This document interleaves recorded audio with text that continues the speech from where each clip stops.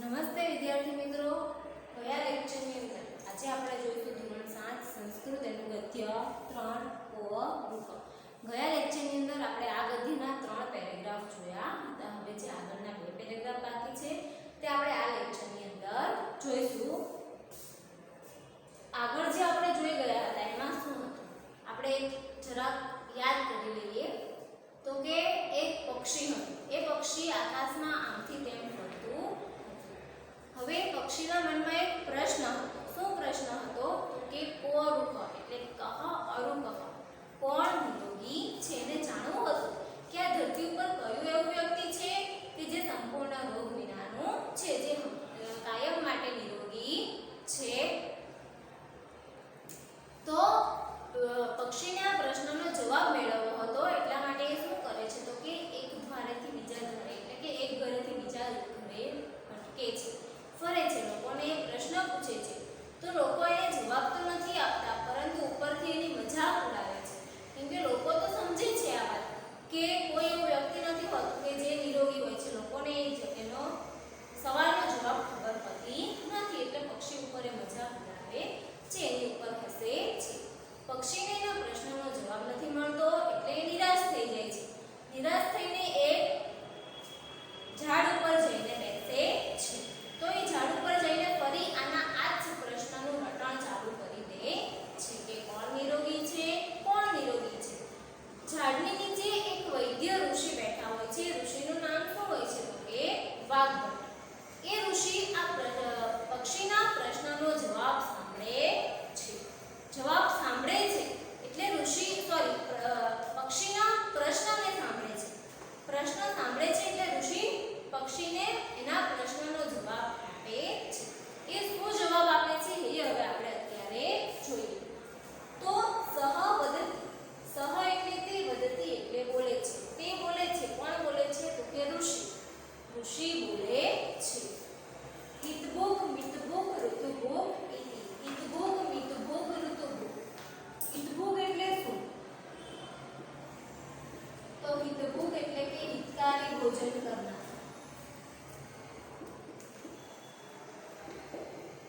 હિતકારી ભોજન કરનાર. મિતભુક એટલે શું? તો કે યોગ્ય માત્રામાં ભોજન કરનાર.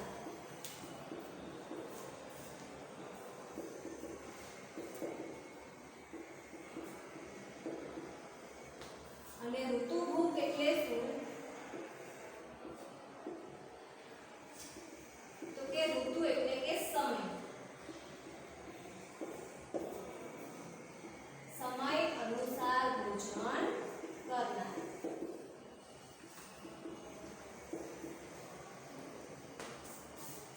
તો અહીંયા ઋષિ શું કહે છે કે હિતભુક. હિતભુક એટલે કે હિતકારી ભોજન કરનાર. મિતભુક એટલે યોગ્ય માત્રામાં ભોજન કરનાર. ઋતુભુક એટલે કે ઋતુ અથવા સમય અનુસાર ભોજન કરનાર. એમ હવે આનો મતલબ શું થાય? હિતકારી ભોજન કરનાર. હિતકારી ભોજન એટલે કેવું ભોજન? તો કે જે ભોજન આપણા શરીર માટે યોગ્ય છે એવું ભોજન. પછી બહારના પિઝા, બર્ગર એ આપણા શરીર માટે યોગ્ય નથી. એ આપણા શરીરને નુકસાનકારક છે, છતાં પણ આપણે બધા ખાતા હોઈએ છીએ. તો કેવો વ્યક્તિ નિરોગી હોય છે? તો કે જે હિતકારી ભોજન કરે છે, કે જે એના શરીરને યોગ્ય છે, એના શરીર માટે સારું છે એવું સાત્વિક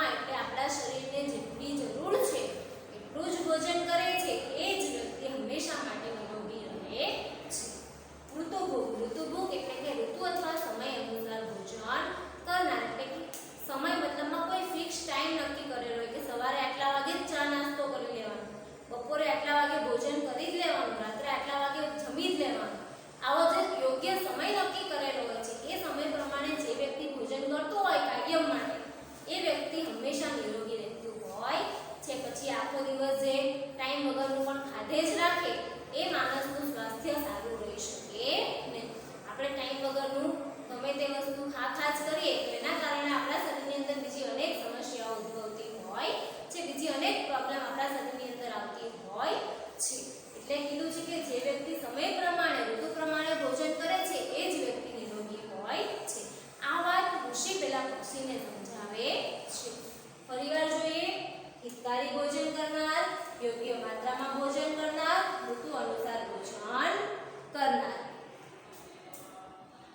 અર્થઃ અસ્તિ. અર્થઃ અસ્તિ એટલે કે એનો અર્થ છે કે, હવે ફરીવાર વિસ્તારથી સમજાવે છે આની આ જ ત્રણ વસ્તુ.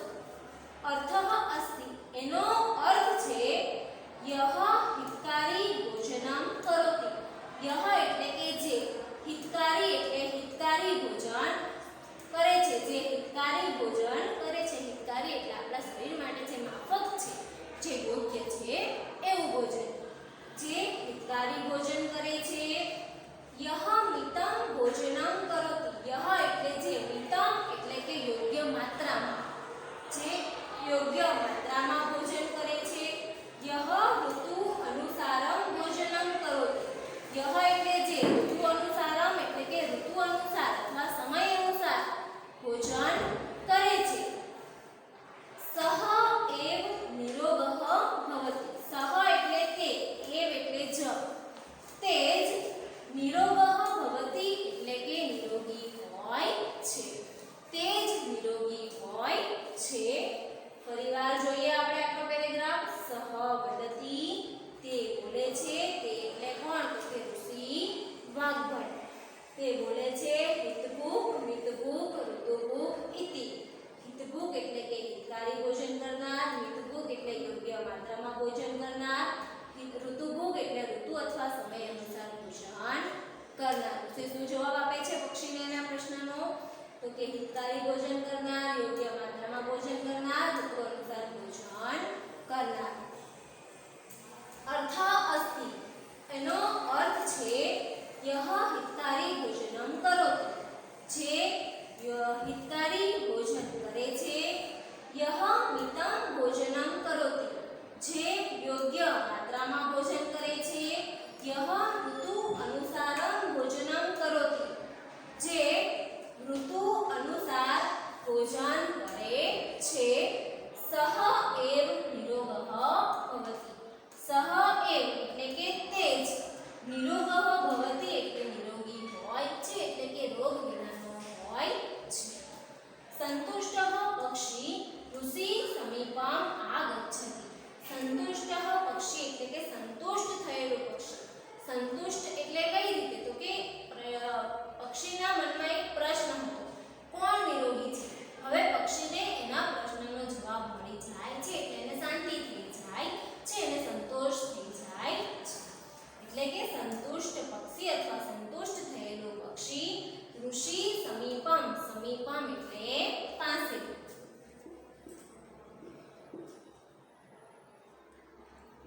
સમીપમ એટલે પાસે. ઋષિ પાસે આગચ્છતિ એટલે આવે છે. સંતુષ્ટ થયેલું પક્ષી ઋષિની પાસે આવે છે. સહ ઋષિમ નમતિ. તે ઋષિને નમતિ એટલે નમન કરે છે. અનંતરમ સ્વસ્થાનમ ગચ્છતિ. અનંતરમ એટલે શું? તો કે ત્યારબાદ અથવા ત્યાર પછી. અનંતરમ એટલે ત્યારબાદ અથવા ત્યાર પછી. સ્વસ્થાનમ. સ્વ એટલે પોતાનું, સ્થાનમ એટલે સ્થાન અથવા જગ્યા. પોતાના સ્થાને અથવા પોતાની જગ્યાએ ગચ્છતિ એટલે જાય છે. તે ઋષિને નમન કરે છે. ત્યારબાદ પોતાના સ્થાને અથવા પોતાની જગ્યાએ જાય છે. ફરી એકવાર આપણે પહેલેથી અનુવાદ કરીએ. તે બોલે છે. હિતકારી ભોજન કરનાર, યોગ્ય માત્રામાં ભોજન કરનાર, ઋતુ અનુસાર ભોજન કરનાર. એનો અર્થ છે જે હિતકારી ભોજન કરે છે, જે યોગ્ય માત્રામાં ભોજન કરે છે, જે ઋતુ અનુસાર ભોજન કરે છે, તે જ નિરોગી હોય છે અથવા તે જ રોગ વિનાનું હોય છે. સંતુષ્ટ થયેલું પક્ષી ઋષિની પાસે આવે છે.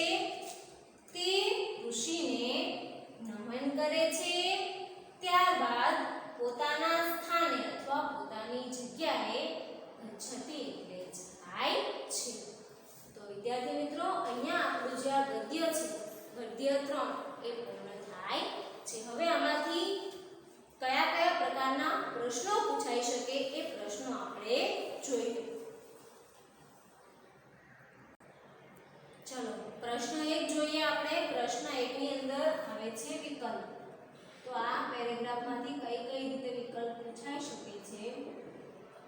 પહેલો સવાલ છે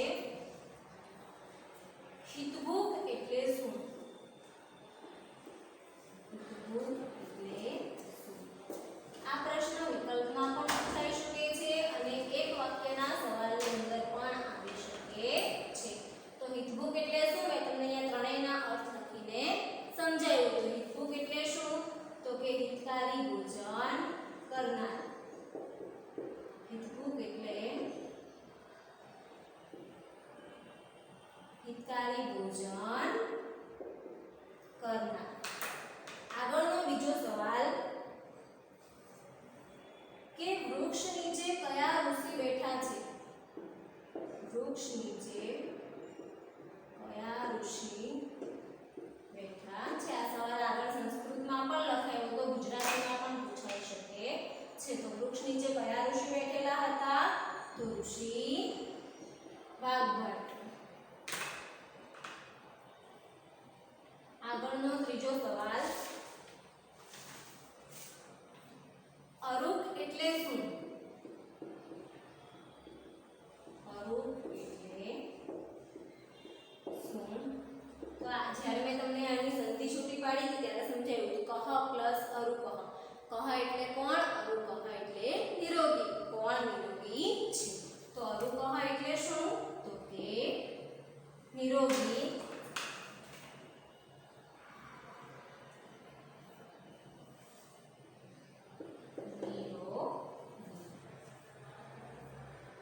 આગળનો સવાલ છે કે ખાલી જગ્યા પક્ષી ઋષિ સમીપમ આગચ્છતિ.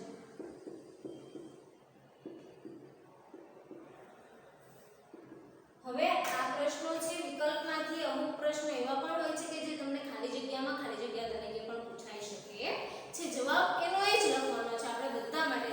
એક વાક્યમાં પૂછાય, વિકલ્પમાં પૂછાય કે ખાલી જગ્યામાં પૂછાય, આપણે જવાબ તો ત્રણેયનો સરખો જ મોઢે કરવાનો છે. બરાબર છે?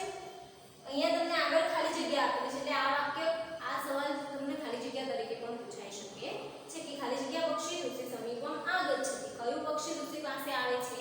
તો કે સંતુષ્ટ હોય એટલે કે સંતુષ્ટ થયેલું પક્ષી ઋષિ સમીપમ આગચ્છતિ. ઋષિની પાસે આવે છે. ચલો આગળનો બીજો પ્રશ્ન, એક વાક્યની અંદર જવાબ. પ્રશ્ન 2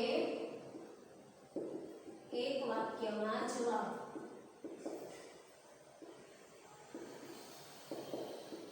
એમાં પહેલો સવાલ છે ઋષિ કિમ વદતિ. ઋષિની કિમ વદતિ એટલે કે ઋષિ શું બોલે છે? જ્યારે પક્ષી મને પ્રશ્ન પૂછે છે, પેલા પ્રશ્નનું રટણ કરતો હોય છે ત્યારે ઋષિ શું બોલે છે? ઋષિ શું જવાબ આપે છે? અહીંયા આપણે લખવાનું છે. તો જવાબમાં ઋષિ વદતિ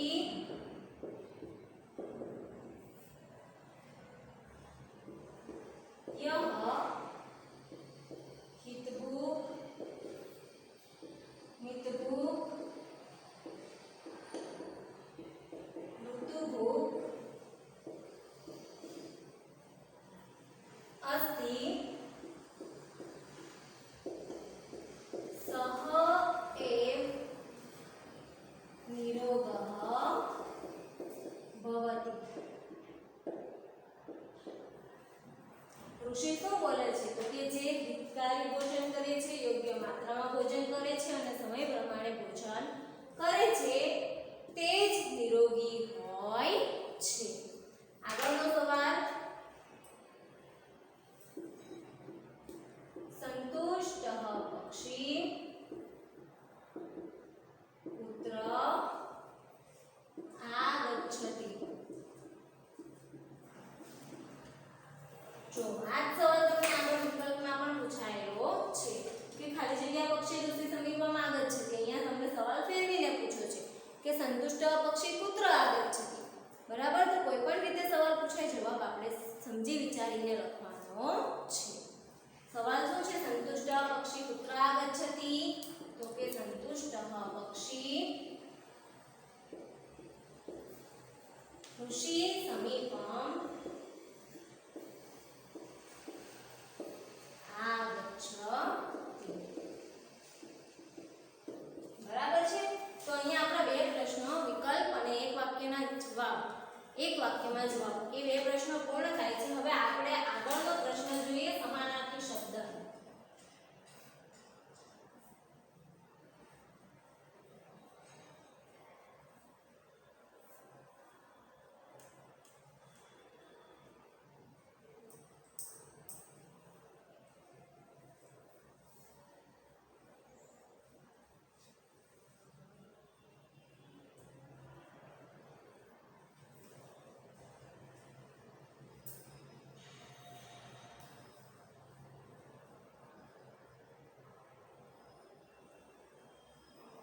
આગળનો પ્રશ્ન છે આપણો સમાનાર્થી શબ્દ લખો।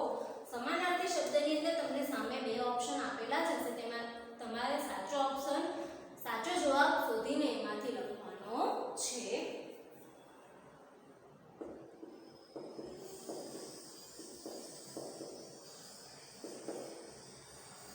ચલો પહેલું શું છે તો કે પક્ષી, એની સામે ઓપ્શન આપેલા છે ખગઃ અને નભઃ।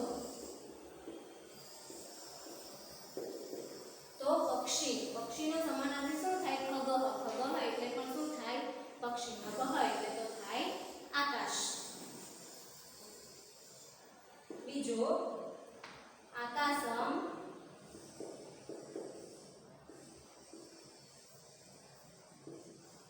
નીરજઃ અને ગગન।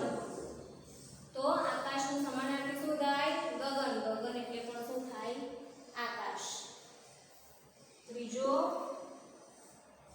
વૃક્ષઃ, વૃક્ષઃ એટલે વર્ષઃ અથવા તો તરવું। વર્ષઃ એટલે તો આપણે જે આ 12 મહિનાનું વર્ષ ગણીએ છીએ એ વર્ષ, તરવું એટલે શું થાય વૃક્ષ। આગળ છે અરુક। અરુકનો અર્થ મેં તમને વિકલ્પમાં લખાવ્યો। અરુક એટલે શું થાય તો કે રોગ વિનાનું અથવા નિરોગી। તો અહીંયા એનો સાચો જવાબ કયો છે નિરોગઃ, નિરોગઃ એટલે કે રોગ વિનાનું। હવે આગળનો પ્રશ્ન છે વિરોધી શબ્દ લખો। એમાં પણ ઓપ્શન આપેલા જ હશે, એમાંથી આપણે સાચો જવાબ શોધીને લખવાનો છે।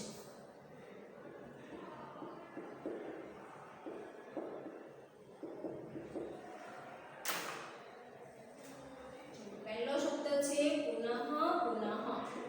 પુનઃ, પુનઃ નું ગુજરાતી શું થાય તો કે ધીમે ધીમે, સોરી વારંવાર।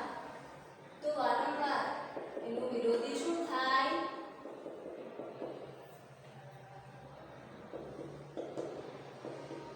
પુનઃ, પુનઃ એટલે કે વારંવાર, તો એનું વિરોધી થાય શનેહ, શનેહ। શનેહ, શનેહ એટલે કે ધીમે ધીમે। આગળનો બીજો શબ્દ છે અત્ર।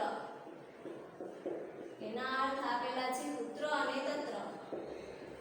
પુત્ર એટલે ક્યાં, તત્ર એટલે ત્યાં। તો તત્રનું વિરોધી શું થાય તત્ર। અત્ર એટલે અહીં, તત્ર એટલે ત્યાં। આગળ અધઃ, અધઃ એટલે નીચે।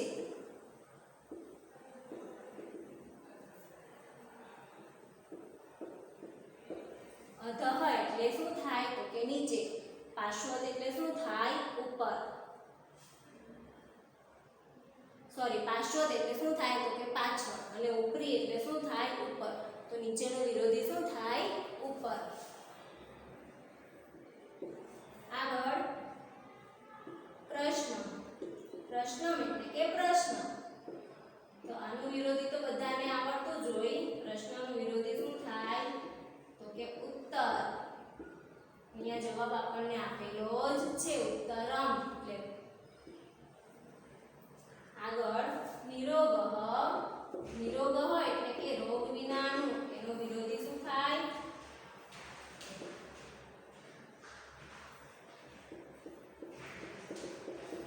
રુગ્ણઃ કે અરોગઃ।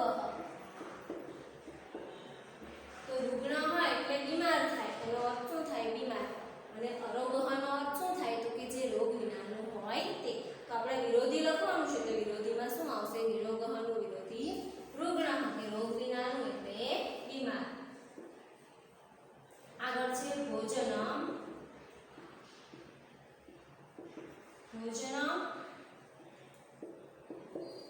નિંદ્રા કે આહારમ ભોજનમ એટલે જમવાનું તો જમવાનાનું વિરોધી શું થાય નિંદ્રા કે આહાર આહાર એટલે પણ શું થાય ભોજન તો આહાર તો એનો શું થઈ જાય સમાનાર્થી શબ્દ થઈ જાય એટલે ભોજનનું વિરોધી શું આવશે ઊંઘ ઊંઘ એટલે કે નિંદ્રા આગળ અનંતરમ અનંતરમ એટલે કે ત્યારબાદ અથવા તો પછી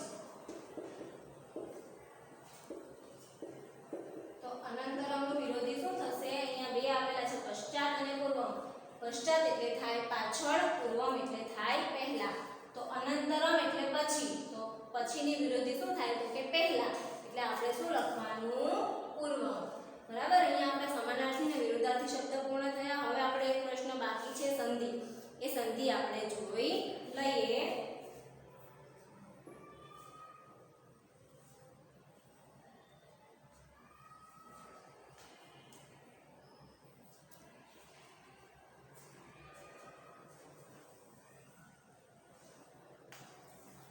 ચલો આગળનો પ્રશ્ન છે આપણો સંધિ કરો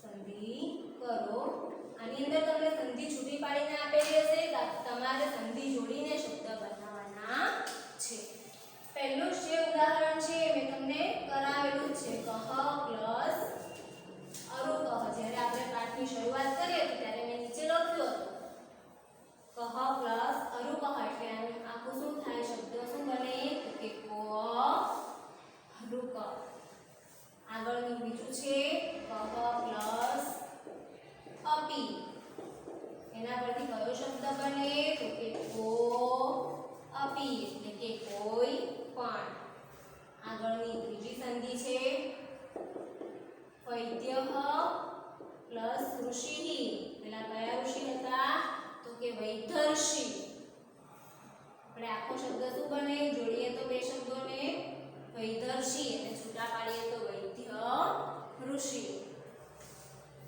આગળનું ચોથું એકમ પ્લસ એવ એટલે કે એકમેવ આજે એ છે એક આજે અ છે અ આ મની અંદર સમાઈ જાય છે અને ઉપર એક માત્ર લાગે છે આ શબ્દને જોડી આપણે એકમ પ્લસ એવ તો કયો શબ્દ બને એકમેવ વિદ્યાર્થી મિત્રો અહીંયા આપણું જે ગદ્ય 3 છે કોરૂપ એ સંપૂર્ણ રીતે પ્રશ્નોત્તરી સાથે પૂર્ણ થાય છે અને તમને જે હોમવર્કની અંદર જે પ્રશ્નો આપવામાં આવે એ પ્રશ્નો તમારે અહીંયા મેં જે બોર્ડ પર તમને કરાવ્યા છે એમાંથી જ જોઈને લખવાના છે અસ્તુ